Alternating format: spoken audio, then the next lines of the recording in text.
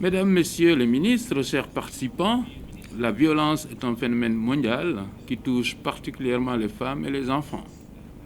Il résulte de l'analyse de la base de données mondiale sur la violence à l'égard des femmes et du rapport de situation 2020 sur la prévention de la violence à l'encontre des enfants dans le monde.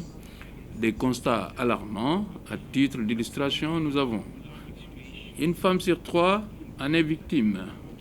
35% des femmes ont subi au moins une fois des violences sexuelles de la part d'un partenaire ou d'une tierce personne. Un enfant sur 2, soit 1 milliard d'enfants à travers la planète, continue d'être victime d'actes de violence physique, sexuelle ou psychologique. 32% des élèves âgés de 11 à 15 ans sont victimes de harcèlement.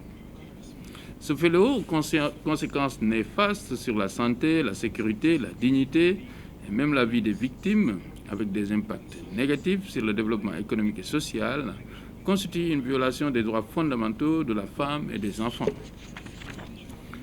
Il reste paradoxalement souvent entouré par la culture du silence, de la stigmatisation ou de l'impunité, en dépit des efforts considérables déployés par nos différents États au plan juridique, institutionnel et politique.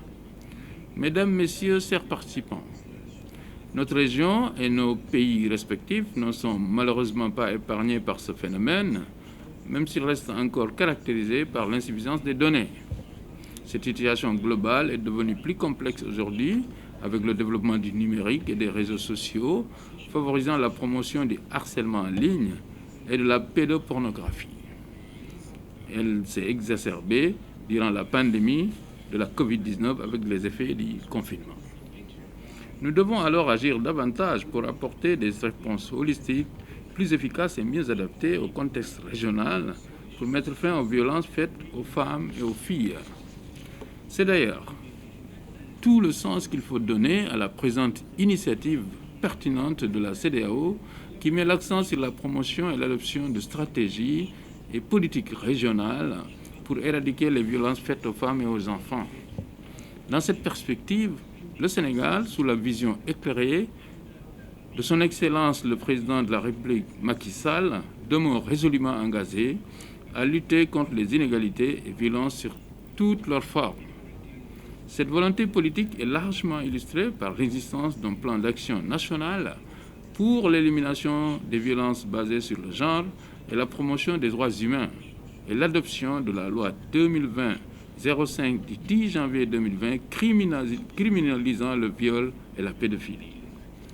Mieux, lors du Conseil des ministres du 3 mars 2021, en prélude à la célébration de la Journée internationale de la femme, le chef de l'État a instruit le gouvernement de veiller sans relâche à la protection soutenue des droits des femmes, ainsi qu'à la préservation de leur intégrité de toute forme de discrimination et de violence.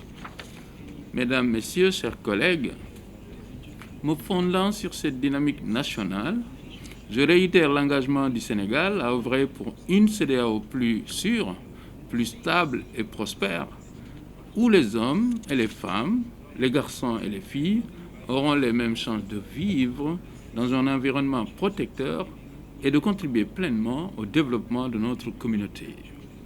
Dans cette optique, je ne doute point que nos délibérations pourraient favoriser des solutions optimales à travers l'adoption du projet de stratégie pour la prévention et la réponse à la violence basée sur le genre et la violence contre toutes les femmes et les filles et du projet de politique sur le harcèlement sexuel en milieu de travail et dans les établissements d'enseignement qui seront examinés tout à l'heure. Je voudrais alors ici magnifier la qualité des travaux des experts à l'issue de 3 jours de partage d'expériences et de discussions assortis d'importantes recommandations. Pour clore mon propos, je vous invite toutes et tous à maintenir ensemble cette bonne dynamique de mobilisation communautaire et de coopération pour éliminer les violences faites aux femmes et aux filles en Afrique de l'Ouest. Nous devons le faire pour protéger davantage plus de la moitié de notre population régionale. Nous devons le faire pour sauvegarder l'intérêt supérieur de nos enfants, garçons et filles. Nous devons le faire pour continuer à réaliser pleinement les missions de la CEDEAO en faveur de la paix, de la sécurité et du développement durable. C'est sur cette note d'engagement et surtout d'espoir que je déclare ouverte la réunion des ministres en charge du genre et de la femme pour l'adoption des instruments de prévention et réponse à la violence, y compris le harcèlement dans l'espace CEDEAO.